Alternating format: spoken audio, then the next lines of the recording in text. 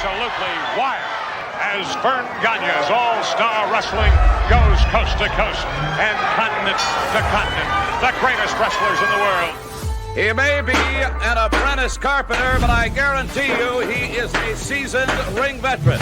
I've been hit with bar stools, bar rags, barmaids. I'm talking to you. They're scared that Hulkamania's still running wild. Oh, yeah. I got a big fat wife and 9 kids at home, and I gotta feed them. And take a look at Jesse the Body in real life. Open your hand once, if you would. You understand? This is absolutely unbelievable. Totally, completely out of control. He's coming in over the top. Hey! Look out!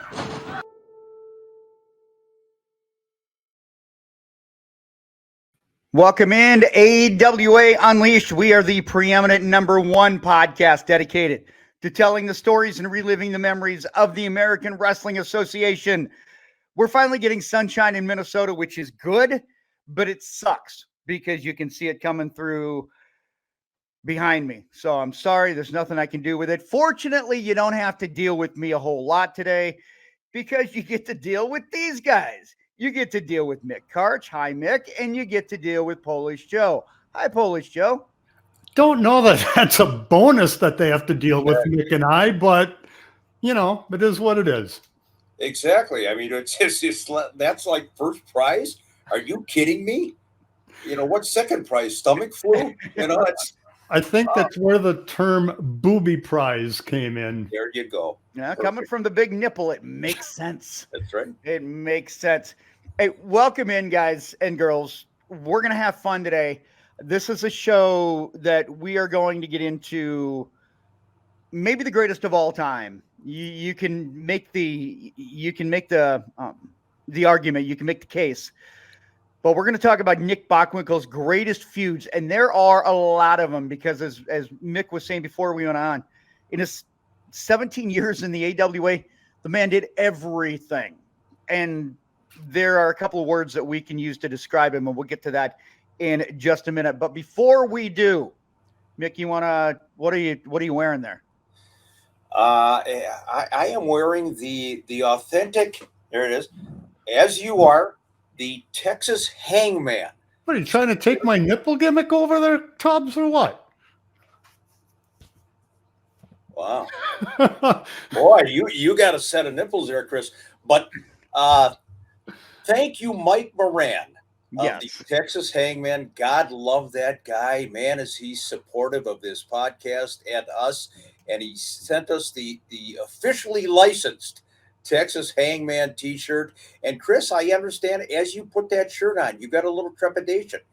I got a little PTSD. I'm not going to lie. I was a little scared. I figured that when I put it on, you know, he was going to be like the boogeyman. He was going to be hanging out behind one of the walls, you know, going to lunge at me like that. But no, Mike, man, we love you. It's good people. Absolutely. And if you also want to be good people, what you can do is you can subscribe. You can subscribe. And if you want to be even gooder people, if you want to be even gooder people, you can join our YouTube channel because, well, I'm going to let you guys talk because I'm like super dark and the whole thing is bothering me. Why don't you guys talk about it? And I'm going to put the graphic up on the screen. Wow. It's, you know, isn't it interesting, Joe? Doesn't it seem like every week now the show open, something gets fucked? I mean, I just, you know, I don't know what it is where I thought it was the aura that was being, presented from Chris Tubbs there. Well, you're blurry, so I mean, why are you certainly am. Casting shade? Well, you can cast shade. Not visually either. Upstairs is kind of blurry. Mick, you're looking gooder this week. Well, I really appreciate that because that's my goal in life has always been to be gooder than the day before. And thank you very much. We want to implore people not only to subscribe to our YouTube channel, but also the other subscriptions, the body slams and pinfalls, memberships that we have for the fans, for the viewers and listeners. Joe, I am so excited about this. It's going great already, right out of the get-go. Yeah, very good start. Sign up for it. You can get a watch along. I think best way to maybe describe the watch alongs would be Mystery Science Theater meets the AWA. And there you can see the different ones. And then we'll also have monthly live chats where the three of us will be online and we'll answer your questions. It will be live. Yeah. How much gooder of an explanation can I give you? That Then, was of course, such a the other really, stuff, you get the thank you letter and the magnet and the stickers. It's all gooder as we go along. Yeah, it's a lot gooder than than what you would get if you didn't pay. Here's the thing: for $4.99 a month too, you can help support your favorite wrestling podcast. You can help support Mick Karch and Joe Chupik and myself. Plus, when you do, email awaunleashedpodcast@gmail.com, because that way I can get something in the mail to you as a thank you. So I will do that. And just email us because that way it'll come straight to me and Joe and Mick, and we'll get that out to you. So we've also got a new line of merchandise as well, guys. And this has been going good. Like, people have really liked the new line of merchandise that we've got. I mean, we've got like several different T-shirt designs, and we've got phone cases and mugs and hoodies. I mean, we just sold a hoodie this morning. And I love it. If you guys want to be a part of it, just go to tpublic/user/unleashed plus, and you can get your stuff there. And then let us know. We'll put a picture of it on the podcast. It's we're doing. I feel like we're doing some fun things. I gotta tell you, we celebrated our family Christmas this past weekend. And son came home from Colorado, and on Sunday he and I went. He was my movie partner. We loved going to movies together, but we went to see The Iron Claw, and I thought it was appropriate for me to wear my AWA Unleashed hoodie, and I actually had 2 people comment about it and say, "Hey, great sweatshirt. Where did you get it from?" Well, I'm part of it. And they looked, and it was like, "Aren't you?" And I go, "No, I'm not Mick Karch." "Aren't you?" "No, I'm not Chris Tubbs." Well, they go, "Who else is there?" I'm like, "Well, bleep out." No, I'm kidding. They didn't say that. Yeah. But they did comment on the AWA Unleashed merchandise. So, hey, we're getting the word around. It's getting gooder by the minute. It's really gooder when you can get around. I mean, that's the best way to be gooder. Tubbs, I am begging you not to put the word gooder on a T-shirt. Please. Preeminent podcast is one thing, but boy. We got preeminent over. Can I get gooder over? Of course you can. You can get anything. Challenge accepted. Challenge accepted. It's your show. I mean, you're the brainchild behind this, and God. Well, and now you know why we started at the bottom and now we're at the bottom. We got a good show today. Don't go by the first 8 minutes. it's a gooder show. All right, guys. With that, I'm gonna let you guys take it, and I'm gonna get the pictures up, boys. Good shiznit, as they say. We are talking Nick Bockwinkel today, and Joe. Early on, one of the first podcasts that we did before you ever came on board, we did kind of a tribute and honor to Nick, just his overall career. But we've had a lot of people that were kind of latecomers to Nick and the AWA towards the end of his run, and they have said, "Hey, I know he was champion, he blah blah. Who did he wrestle?" His resume in wrestling is second to none. And even me, the old Bockwinkel Brigade guy, I went through some of the statistics and the matches and the career, just extraordinary. Well, people certainly, and deservedly so, remember Nick from his time in the AWA. But he had actually won championships in other territories and wrestled in other places before the AWA. So, Mick, fill us in. I mean, give us a little bio background on. Oh, look at Nick, just a class act even back then. But give us a little background on Nick's pre-AWA days. He did everything. I mean, before the AWA, Nick had been in wrestling for about 14, 15 years before he came to the AWA. That's a long stretch before you get the national recognition that he did as a world champion, both in singles and tag team. I think his first match in Minneapolis itself, way before AWA territory, was 1956. So Nick was around a long time. To say he paid his dues, that's not really accurate, because he won championships everywhere he appeared. East Coast, Hawaii, or West Coast, all over the place. The last two pictures that we have shown here, the first one was Nick with the Georgia Championship belt, and this was kind of his swan song in Georgia. He lost the Georgia Heavyweight State Championship to Buddy Colt, who also wrestled as Cowboy Ron Reed back in the day. And that was kind of Nick's exit from the Georgia territory in 1970, and then he came up to the AWA. But as you said, Joe, he won championships, tag team titles, individual titles. He had a stellar career, but he was always underneath the radar for some reason. You know, it was the magazine, the publications, you might see Nick Bockwinkel's name, but it wasn't up there with the Luthez and Gene Kaniski and the Bruno Sammartinos of the world. When he came to the AWA, that's when things really started to blossom for Nick. But he did more than just win championships in other territories before he came to the AWA. And maybe this is where he developed his from Beverly Hills, California. But Nick, he made some TV appearances as well. He did. He was on the Hollywood Squares, and I believe he was a prize winner there. He appeared in an episode of Hawaii Five-0. He appeared on, I believe, one, maybe more episodes of The Monkees back in the 1960s. So Nick, he always had that good-looking Hollywood-style guy appearance to him, even though he was born and raised in St. Louis.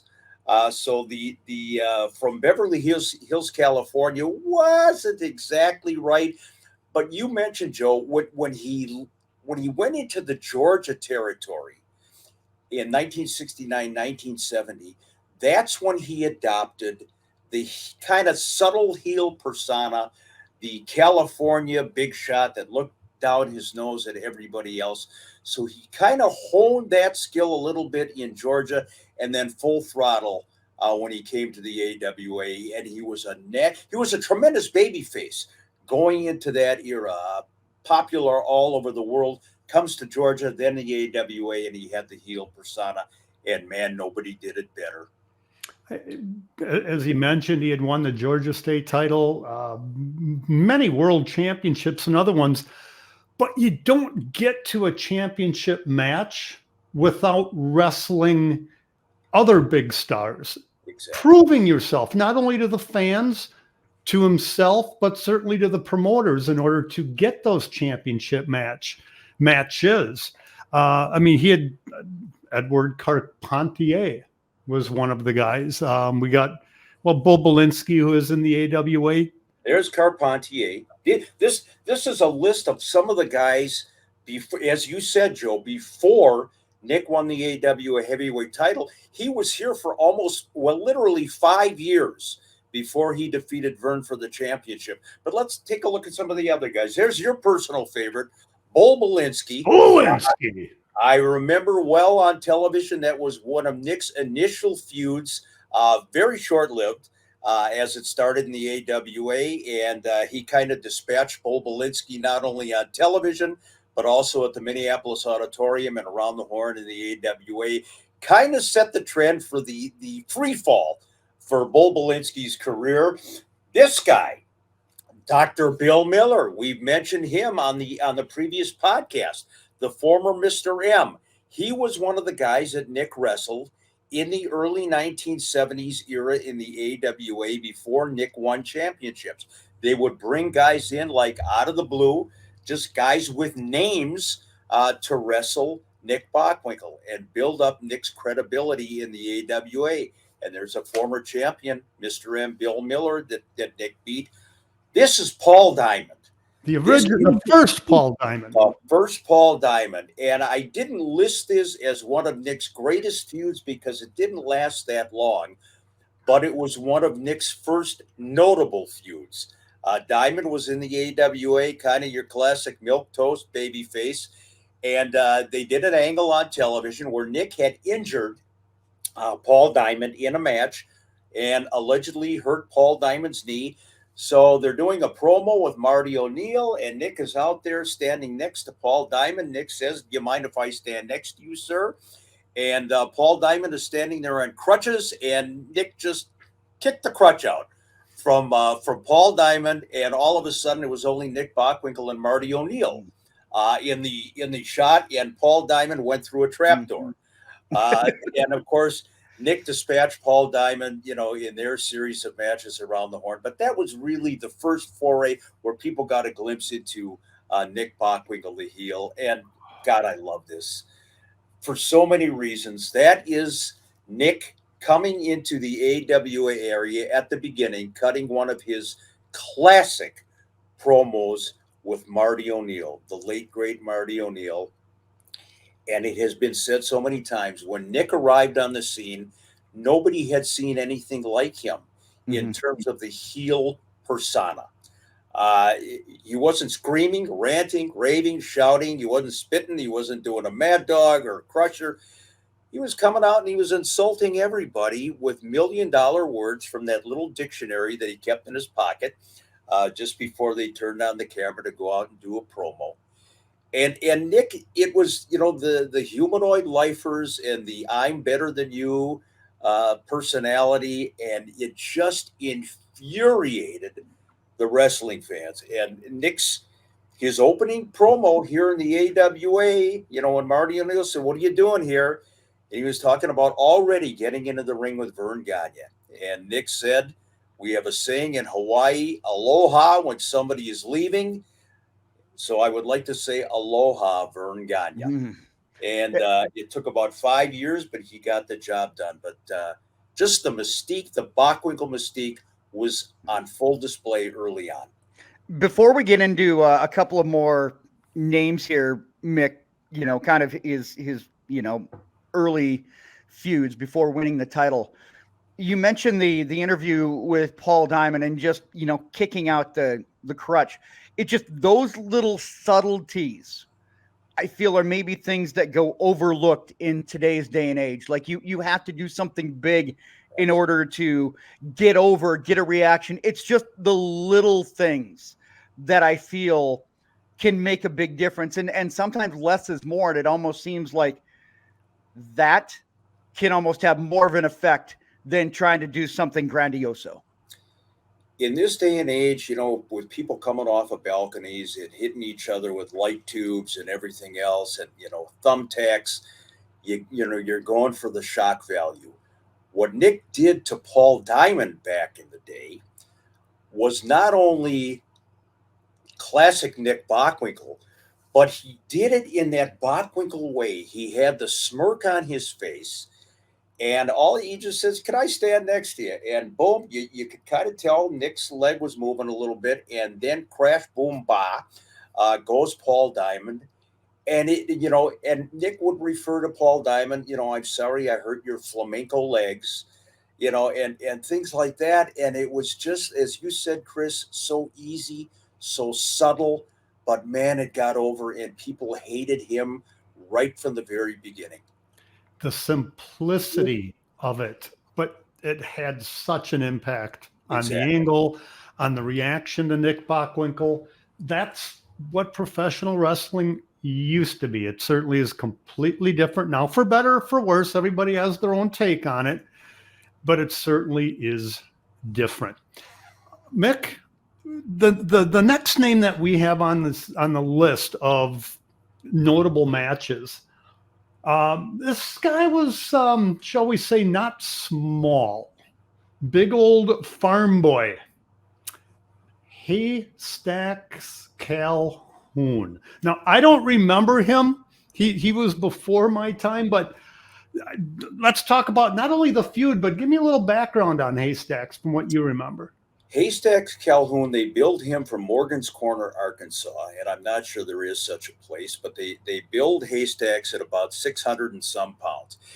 And this is, again, I didn't put this in Nick's greatest feuds because it wasn't really a feud.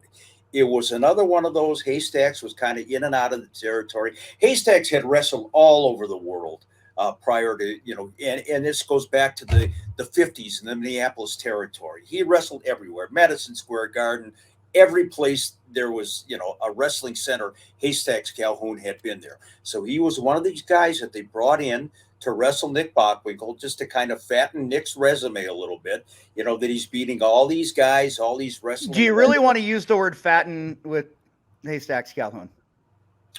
I don't mean to fat shame Haystacks Calhoun at all. Let's say plump up. They wanted to plump up. That's gooder. Yeah, that's gooder. It's not gooder. The interesting thing about Haystacks Calhoun, after Nick had been here for a while, Haystacks Calhoun was the first loss on Nick's record in the Twin Cities. It was by disqualification. I didn't understand why in the world they did it, because they took the feud nowhere else. But Haystacks got the disqualification victory. So the first blemish on Nick Bockwinkel's record, at least in the Twin Cities, was Haystacks Calhoun. Wow. So that's some of the, shall we say, older talent or earlier feuds. Let's jump ahead a little bit and talk about some other guys that Nick worked with, not only here in the AWA, but in other territories. The first guy who arguably one of the nicest guys in the business, but also one of the best wrestlers ever in the business. I'm talking about none other than Ricky the Dragon Steamboat. Wasn't here in the AWA, of course. This was elsewhere. And we're going to talk kind of extensively about how Nick not only represented the AWA in the confines of the AWA, but all over the world. He wrestled Ricky Steamboat. I know, Joe, you've actually got a list of guys in other territories that Nick wrestled. And if you wouldn't mind, just kind of go over, and this is while Nick is wrestling in the AWA, he's doing this in NWA territory, WWF territory. Let's go over the list of some of the guys that AWA fans might not realize Nick wrestled. As I'm looking at this list, incredible. I mean, I hate to use the term legends so loosely, but these guys are legendary. Ricky the Dragon Steamboat. We've got Bruiser Brody on there, but in the AWA, it was King Kong Bruiser Brody, Cowboy Scott Casey, Dr. D, David Schultz, Dirty Dick Slater, Bob Backlund, some guy named Ric Flair. You might have heard of him. You've got, I'm looking at the list, a special mention of a Houston show in 1977 where Nick wrestled twice, a 20-minute draw with Jose Lothario, and then a 1-hour draw with Terry Funk. I got to focus on that one. And I know, I believe we got pictures of Lothario and Funk. This was I believe it was a Houston show. And Nick came in and he wrestled Jose Lothario. There's Jose, the trainer of Shawn Michaels, one of the guys that helped train Shawn. And Jose Lothario was a major star in Texas. I mean, he was over huge like Vern Gagne was here. Nick goes to this show and he wrestles Jose Lothario to a 20-minute draw. Well, Harley Race was scheduled to defend the NWA championship on that show. Harley no-showed. He allegedly missed a flight or something. So Terry Funk wrestled Nick Bockwinkel on the show. Nick wrestled twice.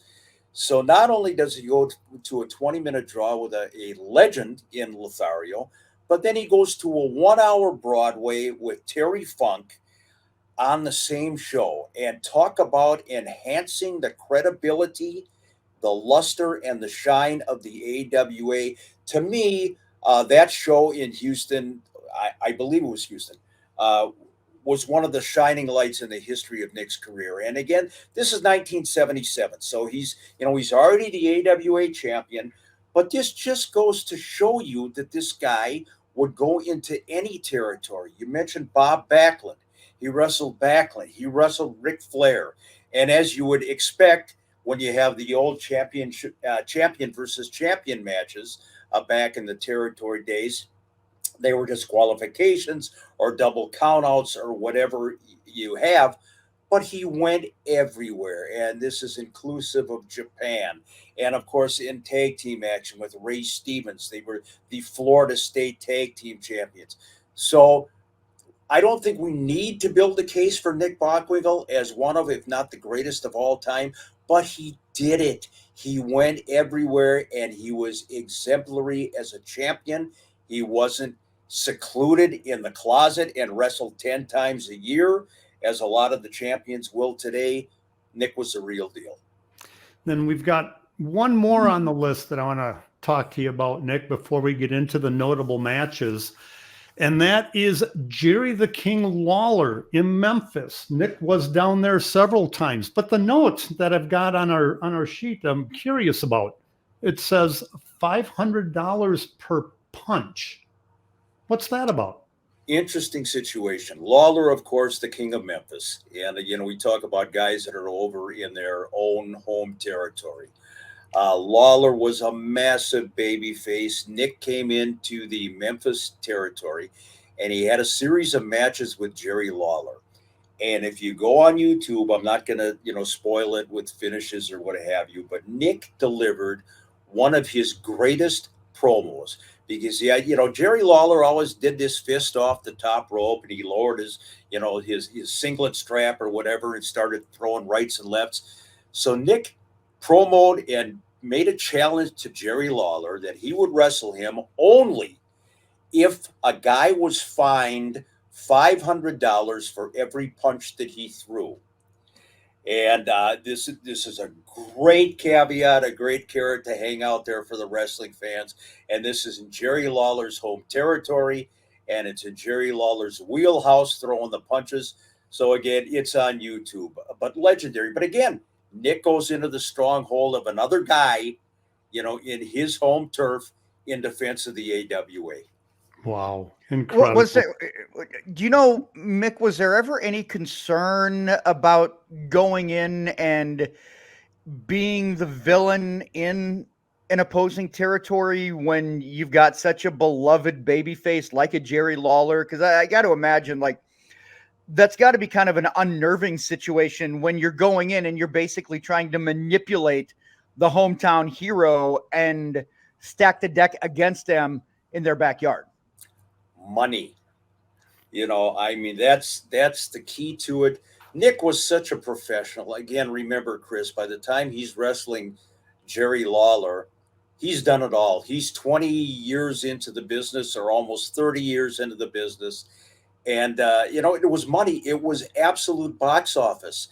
I think when you're talking about real heat, think of Andy Kaufman going into Memphis and wrestling Jerry Lawler. Well, Kaufman is cutting these promos, putting down the people of Memphis.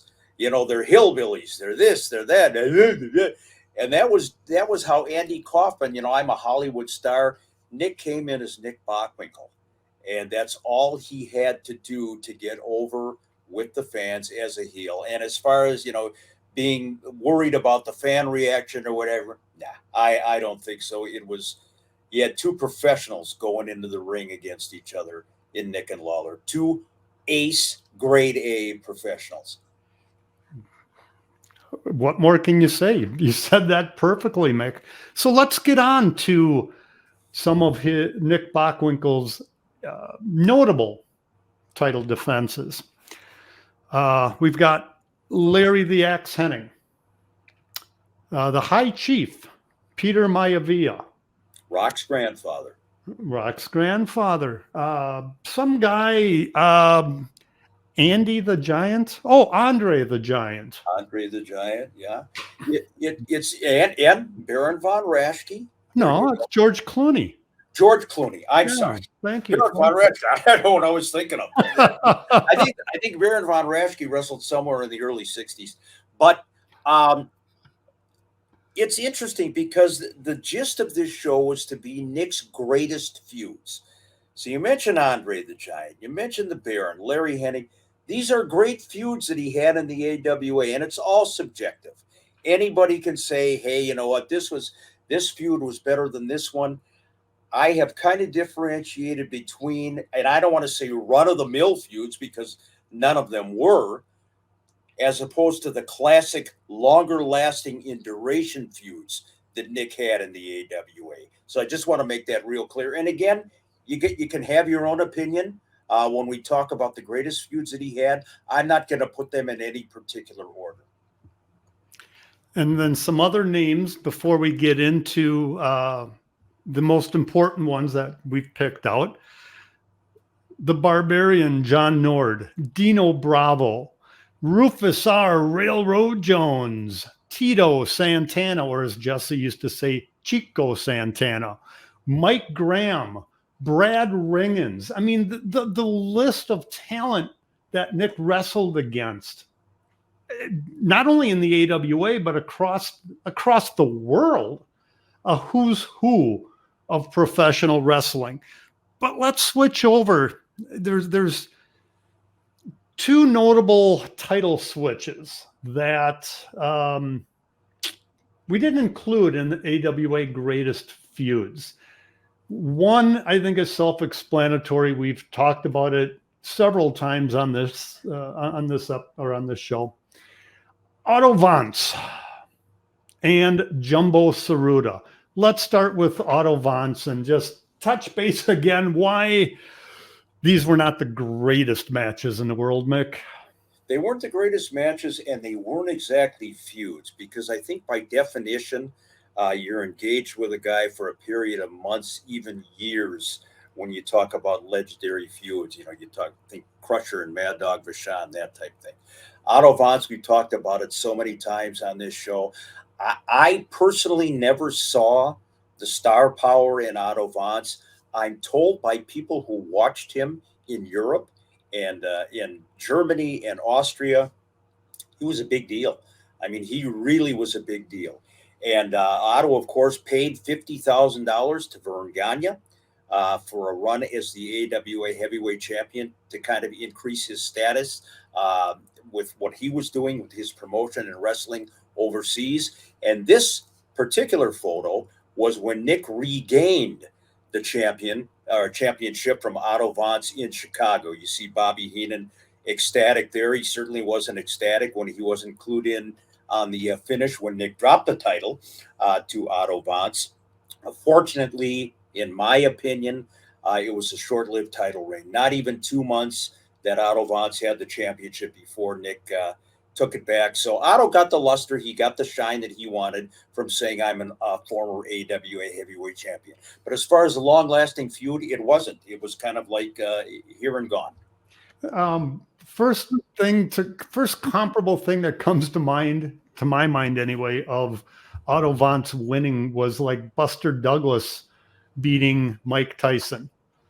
It's like how, what, why, when, and where. But the other guy that I had brought up was, in my opinion, the exact opposite of an Otto Vance. Otto was a big, plotting, I don't really consider him a wrestler, but Jumbo Tsuruta? Jumbo was an accomplished Japanese wrestler. This is another one of those situations, and again, this is from my perspective. So if somebody has a more deep knowledge of this, feel free to let us know. The AWA had a nice working relationship with Japan, and a lot of times, a lot of the AWA guys, whether it was the high flyers or whoever, Nick, right, they would go to Japan, and then some of the Japanese wrestlers would come here. The title change, Nick dropping the title to Jumbo Tsuruta in Japan, kind of came out of the blue again. I always saw that as Vern's attempt to, not that he had to, but to legitimize the status of the AWA champion and championship and its global recognition. So Jumbo Ceruto won the championship in Tokyo from Nick Bockwinkel.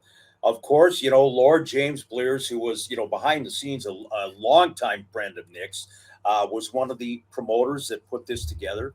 Terry Funk, who we mentioned earlier, was the special referee for the match. So when all of a sudden Jumbo Ceruto wins this championship from Nick Bockwinkel, Nick has everything to complain about. It was a Japanese crowd. Lord James Blears has always hated me. Terry Funk wants to take my head off. I didn't stand a chance. And it was a nice transition, of course, for Rick Martel then to turn around and win the championship from Jumbo Ceruto. But that's why, again, when you talk about how can you leave out 2 championship changes in Nick's career, because they were blips on the radar. They really weren't long-lasting feuds. So let's get into the list of the most important AWA feuds that Nick Bockwinkel had. Starting off with a guy who I remember. In fact, what I remember about him is that I wasn't, how do I put this? I liked him as much as I liked the Crusher. And I'm talking about Hercules Cortez. Hercules Cortez, who came into the AWA, I believe I know he was feuding with Crusher as early as 1963. Crusher was still a heel and Hercules was a babyface.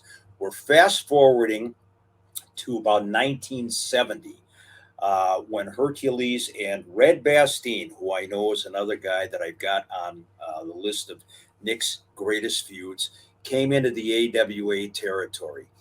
And this wasn't so much a singles feud as it was a tag team feud with Ray Stevens and Nick Bockwinkel. From a singles standpoint, Nick is scheduled to wrestle Hercules Cortez in a singles match July 24th, 1971 in Minneapolis. They had wrestled the night before in Winnipeg, and Hercules was making the drive home to Minneapolis from Winnipeg. And unfortunately, tragically, fell asleep at the wheel. Red Bastien was a passenger in the vehicle. Hercules met his demise. Sadly, Red, of course, survived. But it's notable in the sense that Bockwinkel and Stevens really got on the map against Hercules Cortez and Red Bastien. And again, here's another thing about the Hercules Cortez situation with Nick. When Cortez is killed in the accident, they had a show again the next night, Minneapolis. Vern Gagne substituted for Hercules Cortez at the last minute. Card went on as scheduled. Vern went into the ring, non-title match against Nick Bockwinkel. Ray Stevens makes his AWA debut, and appears and interferes in the match.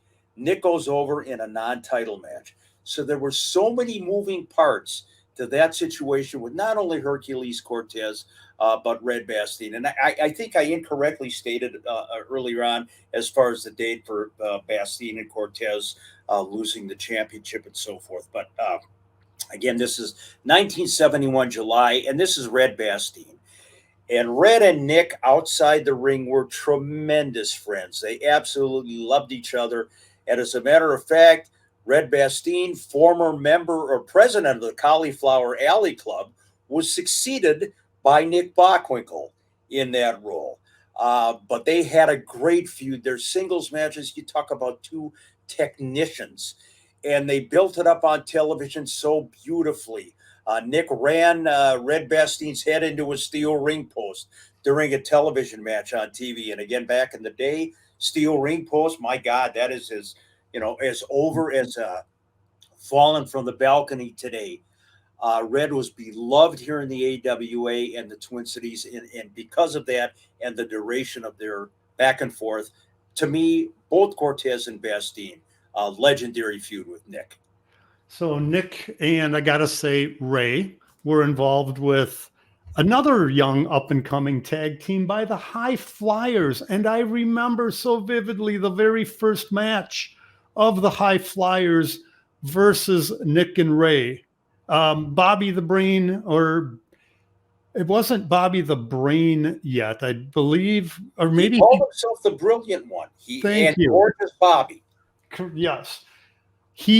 That match was phenomenal, but it led to a very long feud where Nick had singles matches against both Greg and Jim, and of course Bobby or Ray and Nick with Bobby in the corner. Sometimes Bobby was in the match, but Nick was such an integral part of those matches. These are, oh my gosh, the memories are just flooding in. I put these, the High Flyers, in as Nick's greatest feuds, not only for the duration, because they went several years, but because of the quality of the matches. First of all, I think that the addition to Bobby Heenan to Ray Stevens and Nick Bockwinkel, of course, was magic. It also elevated the High Flyers to a status in wrestling overnight. They were sensations. So the matches, the tag team matches that Nick and Ray and, any combination against the Flyers were stellar. But the singles matches that Nick had, both against Jim Brunzell and Greg Gagne, to me were some of his best in the AWA. Jim Brunzell went to a couple of hour draws around the horn with Nick Bockwinkel. Some of the greatest singles matches that I've ever seen. And I mean that sincerely. In this day and age of near falls 40 times a match, Nick Bockwinkel and Jim Brunzell would have the near fall after they had been in the ring for 35, 40 minutes. Just extraordinary. And Jim Brunzell has said himself that Nick Bockwinkel wrestling Nick one-on-one is what really made him a professional wrestler. He knew that he had made it if he could hang with Nick. As far as Greg Gagne is concerned, I'm not even going to dignify the denigrating comments that are made about Greg Gagne as a worker in wrestling. When we talk about his matches with Nick, when Nick Bockwinkel said that some of my greatest matches were against Greg Gagne because it was like a night off. Greg was that good and that smooth, and the matches just flowed so beautifully. The feud went on for a long time, and again, singles or tag team, Nick against Brunzell and Gagne, absolutely legendary and deserved to be among his greatest feuds in the AWA. We're going to take a hard 180 in the next couple. I wouldn't call them classic matches in the vein of going against Greg and Jim, but you see them on the screen. Mad Dog. Of course, great matches, but I wouldn't say great scientific matches. No. And there's the Apprentice Carpenter right there. Apparently, to boot. Mad Dog Vachon, of course, when he wrestled Nick, Mad Dog was the baby face. And, which is incredible, that you have a wild pit bull that bites and scratches everybody, is the baby face and the one the crowd is cheering. But Nick would always say, I'm not going to lower myself to get in the ring with Mad Dog Vachon. I never signed to wrestle an animal. That I signed to wrestle a human being. But dog, if you want to get down and dirty and if you want to get into the trenches, I can do it as well as you can, and blah, blah, blah, blah. Fantastic matches. And I'm telling you, when the dog would bite and rip and scratch at Nick's back, the crowd absolutely erupted. And, Bobby Heenan had the great line, Nick's going to wrestle Mad Dog, and it's going to be on a Thanksgiving event. And Bobby Heenan came out and said, here's how you prepare dog. You kick his teeth out, and when he's, down on the mat, choking on the two teeth that he has, you put the boots to him. And that's how you beat Mad Dog Vachon. And then you add stuffing to the Mad Dog. And, that's how you get your Thanksgiving dinner. Legendary feud, and the way Nick put over being terrified of Mad Dog Vachon. Tremendous. Scared of Mad Dog, and I got to believe he had a little bit of, not a little bit, but fear from Another brawler, different vein than Mad Dog, but I'm talking about the one, the only, the Crusher. Crusher and Nick Bockwinkel, again, when you talk about Nick's legendary feuds in the AWA, Crusher is right up there. The guy, Crusher, of course, referred to Nick as Hoodwinkle Jerkwinkle. And, and of course, Bobby was the weasel in the corner. Nick and Crusher had some legendary matches.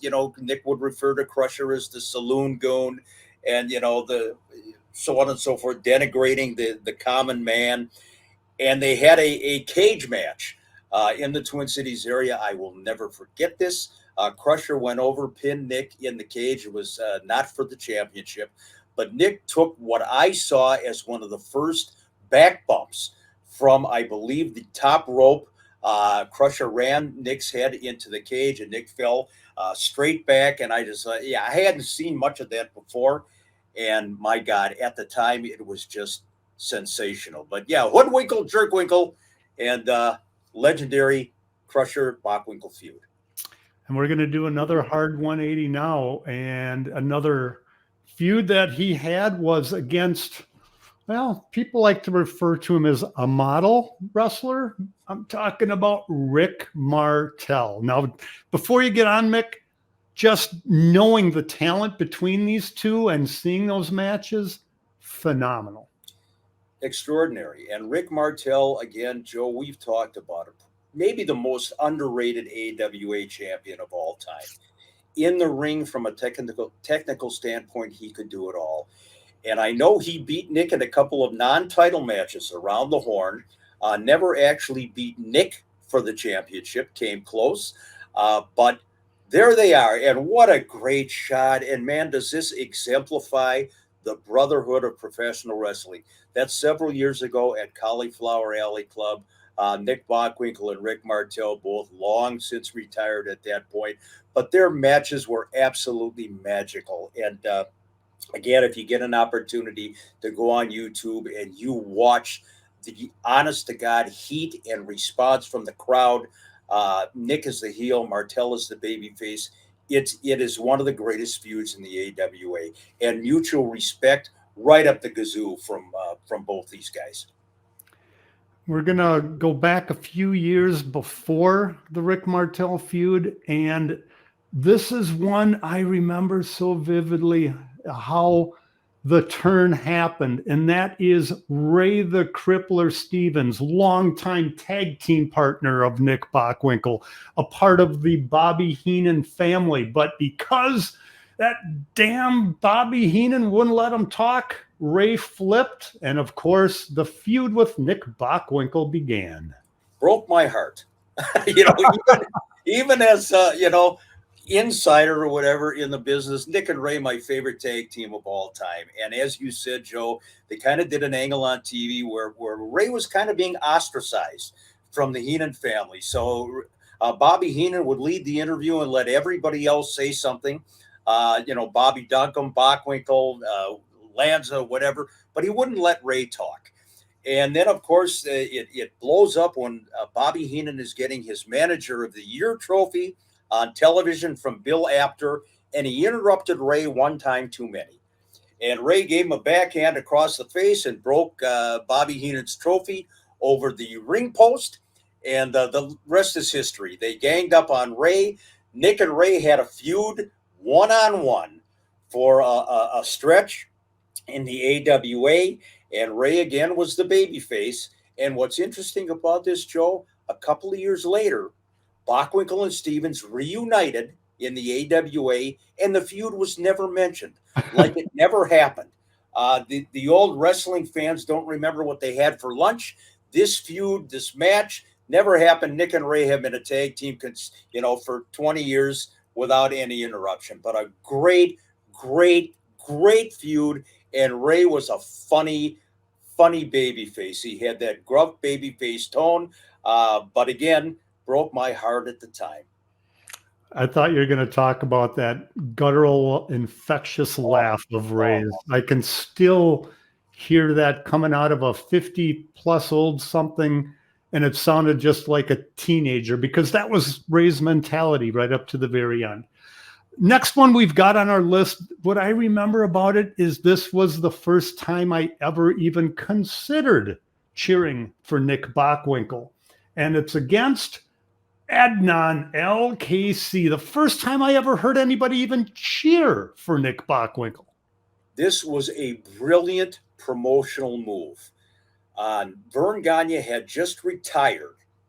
And this is kind of simultaneously, Adnan is making a name for himself in the AWA, the madman from Baghdad, Iraq, anti-American through and through. Vern had retired, and they gave the championship back to Nick. Stanley Blackburn, the old figurehead of the AWA, decided that a tournament to determine the champion that would succeed Vern Gagne was out of the question. Logistically, you couldn't do it. Why not in one night? I don't know, but that's, Stanley Blackburn's mentality. They gave the championship back to Nick, and the fans weren't happy. And in order to have the fans kind of forget that ever took place, another one of those strange AWA decisions, they had Nick feud with Adnan LKC. And there's a shot that is from, I believe, their first match. And what was brilliant again in the execution, Bobby Heenan comes to the ring with Nick Bockwinkel. They booed Bobby Heenan at the introduction, and they cheered for Nick. Not wildly, they still weren't real positive, but Adnan was so hated that Bach got cheers. They did the setup where Adnan hit Bobby Heenan with his sword prior to the match. Bobby exits stage left, goes back to the locker room. He's injured. He's not in Nick's corner for most of the match. He reappeared at the end of the match. But with just Nick in the ring and no Bobby Heenan, the fans were free to cheer Nick Bockwinkel, and they did. I think Nick and Adnan had a series of 4 matches here in the Twin Cities area, but great stuff. Yeah, I mean, that picture was good representation, but I don't think that was from the actual feud, because I saw Earthquake Ferris, Marty Jannetty, and Gary DeRusha in the shot. And that we're talking mid-'80s on that shot. But the angle that you had described was exactly it. The next one is some guy who did pretty well for himself in professional wrestling. And he was a part of, I believe, the largest house ever in the AWA. Yes, even bigger than Wrestle Rock when you include the closed circuit next door in the St. Paul Auditorium. You know the guy on the right, some guy named Hulk Hogan. When people talk about the AWA, they list this particular series of matches and this match itself as maybe the turning point in the AWA. You've got the people who insist if Vern Gagne would have put Hulk Hogan over Nick Bockwinkel and given Hogan the strap, Hogan would have never left for the World Wrestling Federation. Yes, ladies and gentlemen, he would have. It was inevitable, and we've talked about that ad nauseum. This particular match was as close to a riot, Joe, as I can remember at the St. Paul Civic Center. The finish, Lord Blears, who took 2 horrible-looking bumps in that match, and I mean horrible from a give me a break standpoint. He looked like a leaf falling from a tree in the autumn onto the floor. Lord Blears does not see Nick Bockwinkel throwing Hulk Hogan over the top rope. Hulk comes in and gets the pin. Stanley Blackburn, once again, Stanley is sitting there at ringside, and he saw Nick Bockwinkel throw Hulk Hogan over the top rope before Nick ever scored the winning, or Hogan ever scored the winning pinfall over Nick. So the match should have been stopped at the point that Nick threw Hogan over the top rope. The crowd went ballistic. I mean, you got 19,000 people, as you said, in the building, and then closed circuit TV. They were livid. Did it make a difference in terms of the AWA's longevity? Probably not, but I'll tell you what, for the short term, fans were pissed and really pissed off. And about a year later, Hogan's gone, and he went to the WWF. Arguably the most important match of Nick's career or important feud in the AWA. The next guy on our list actually made it to Hollywood. The feud, the feud didn't, but this guy did. And I'm talking about the movie of The Wrestler, and that was against Vern Gagne. But everybody wanted to see Nick and Billy Robinson. I've said many times, and people close to the business or workers in the business have said the most believable feud in the AWA was that of Billy Robinson and Nick Bockwinkel. Hard-hitting, stiff, tight, snug, whatever you want to say, they had you believing even if you were in the business. And they had a feud for the longest time, both in singles and tag team, of course. Ray Stevens referring to Robinson as the cockeyed coal miner. But Nick and Billy talk about a clinic. Nick would take some of those one-arm backbreakers from Billy Robinson, and honest to God, you would wince. You knew it was a work, but how the hell are these guys doing it? And, you know, and the old adage again, or the old story, what do you want to do tonight, Billy? That was the best way to get along with Billy Robinson. Go in the ring and get the job done, do whatever he wanted. Billy never crashed the nugget in the AWA in terms of winning the heavyweight championship. Vern didn't trust him. If Billy didn't want to give the title back, who's going to take it off of him? But great feuds, great matches. To me, the best series of matches Nick had in the AWA were with Billy Robinson. Next one on our list, we had talked about the turn of Ray the Crippler Stevens and the Heenan family. Another turn happened when the Spudhead, Larry Zbyszko, took the nunchucks to Nick Bockwinkel. I was actually a part of the AWA when that happened. It was at the Tropicana in Atlantic City. If anybody was going to get Nick over as a babyface, it was Larry Zbyszko. You know, back in the day, it was Adnan, but boy, at the time, the AWA is starting their decline a little bit, and Larry Zbyszko, arguably the number one heel in the AWA. People detested this guy. And Nick, of course, is doing commentary from that match with our friend Doug McLeod at ringside. And all of us, and it's Larry Zbyszko and Greg Gagne. And Larry has pulled out the nunchucks to use on Greg Gagne. And Nick, from his commentary table, all of a sudden had a ray of goodness, you know, after all the years in the business. And he said, Larry, you can't use the nunchucks. And he got into the ring and tried to stop Zbyszko from using the nunchucks on Greg Gagne. Larry clocked Nick with the nunchucks, one of the greatest back bumps I've seen, straight back. Nick went out like a light. Again, it's on YouTube. You got to see it. Effectively, at that point, that was the Nick Bockwinkel babyface turn for the duration of his career in the AWA. Great stuff. I'm trying to remember if that feud was when Nick first introduced the whip or if it was against our next wrestler on the list. And that is Stan the Lariat Hansen. And before I throw it over to you, Nick, do yourselves a favor, everybody that's watching here. April of 1986, Wrestle Rock, Nick Bockwinkel, 50-something years old.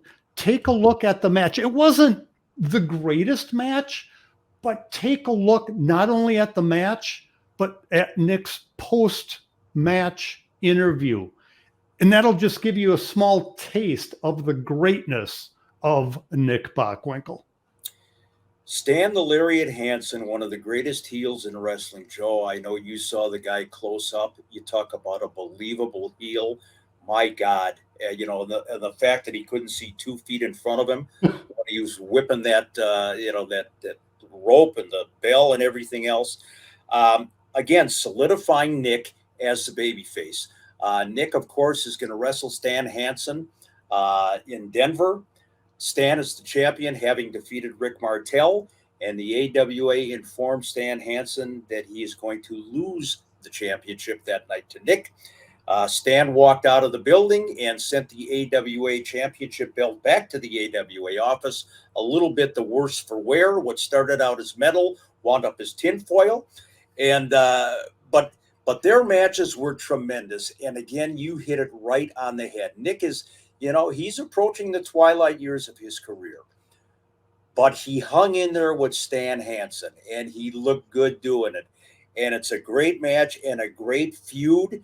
And I think over the years, Nick and Stan, being the professionals that they were, kind of patched up whatever, personal animosity they had over that.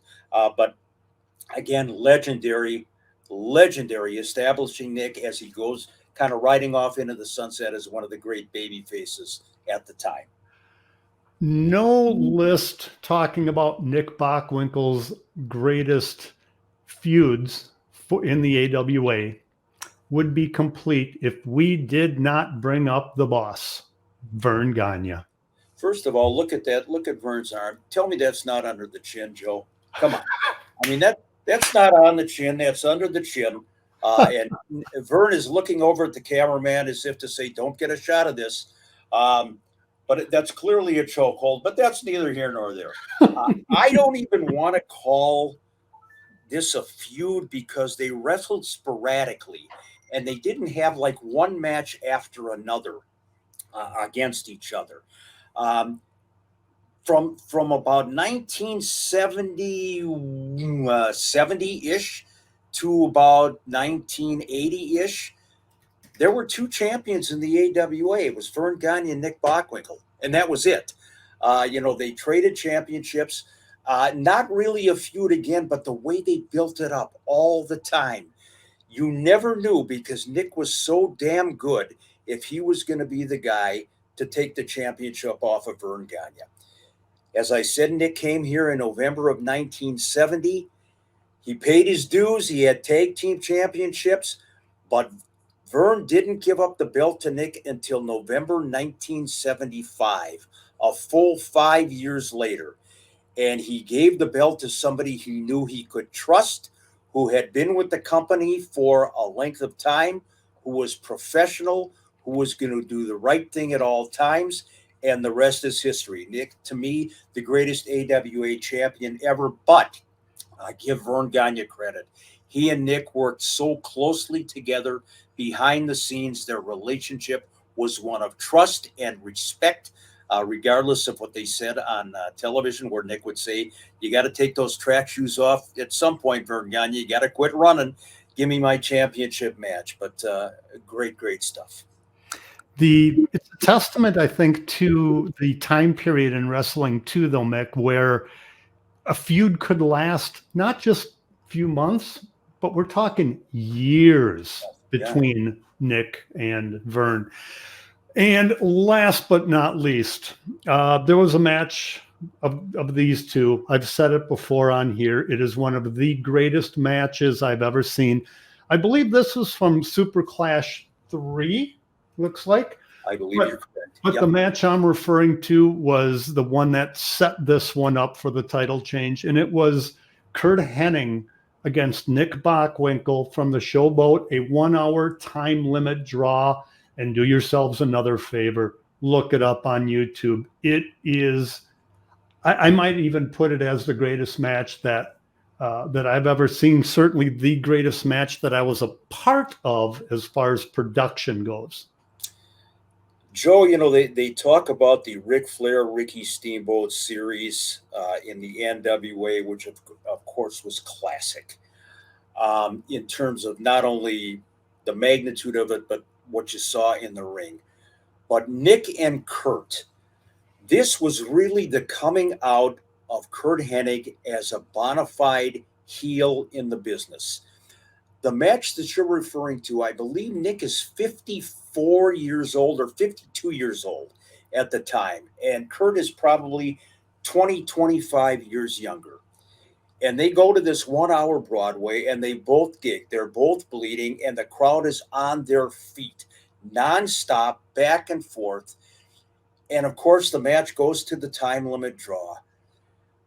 But honest to God, if you said it best, you want to take a look at professional wrestling as art. This is the match to look at. Bockwinkel and Hennig, that 1 hour draw. It had everything Kurt was on the verge of winning the AWA championship, and he's still a babyface, mind you, at this time. He didn't win the title for about another year, as I recall, when he was a heel. But this really was the coming out party for Kurt Hennig. And Kurt has said many times, I can't believe it. You know, Nick Bockwinkel's 25 years older than I am, and my tongue is hanging out, you know, halfway through the match. And I'm telling Nick, take it easy, slow down. And, you know, Nick got a tremendous kick out of that. But again, in terms of single matches, that might have been Nick's greatest single match ever in the AWA. So, a quick note on that before we wrap things up here. And again, I've said it before, but if you watch the match, at the end of it, they're both bleeding profusely. We're at an hour into the match. The crowd, Kurt's got Nick in a figure 4 leg lock. The camera keeps cutting back and forth on close-ups. Rod Trongard is just talking about doing his usual fantastic job. And even then, that was the beginning of the microwave is still too long world. The crowd, after nearly an hour, are still popping for this match. Goosebumps just thinking back at how good that match was. Pure greatness, absolute greatness. And again, that may have been the springboard for Kurt Hennig on a national level. I think that match was as gooder as it got, Chris. That was one of the gooder matches that I can remember.